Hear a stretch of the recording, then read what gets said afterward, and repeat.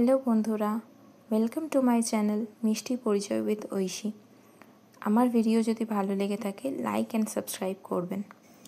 আজ নীল ষষ্ঠী ব্রত। আশা করছি সবার মতো আমিও আজ নীল ষষ্ঠীর ব্রত করেছি। সাধারণত বলা হয় যে শিব পার্বতীর বিবাহ লগ্নে এই ব্রত করা হয়, তাই আমিও আজ করেছি আমার নিজের সন্তানের মঙ্গল কামনার্থে। ছোটবেলা থেকেই দেখে এসেছি মা আমাদের জন্য এই ব্রত করে। সারাদিন উপোস থেকে সন্ধেবেলায় ভোলে বাবার মাথায় জল ঢেলে এই উপোস পালন করে।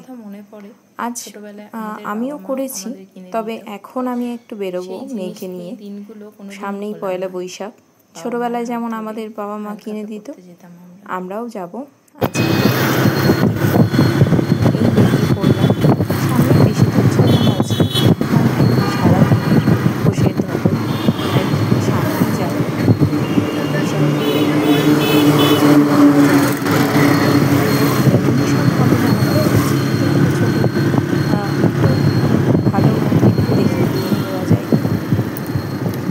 চলে এলাম বিশালে এসে দেখি জামা পাই।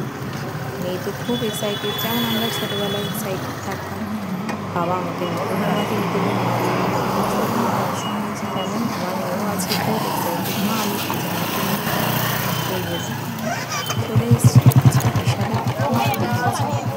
অত্যন্ত ঢুকে এত ভিড় পেয়েছি, যাই হোক কোনো মতো একটা জামা চুজ করে আমরা মোটামুটি দেখতে পাচ্ছি আমরা বিশাল দেখতেই পাচ্ছি প্রচণ্ড ভিড় মানুষের। যেহেতু চলছে সেল, কেনাকাটা করতে ছোট এখন এই যে আমাদের যাচ্ছে দেখতে বেশি কেনাকাটা করতে দেখি বাবা গেলে দাঁড়িয়ে আছে বিলিং করার জন্য। বিলিং করে আমরা বেরিয়ে পড়ব।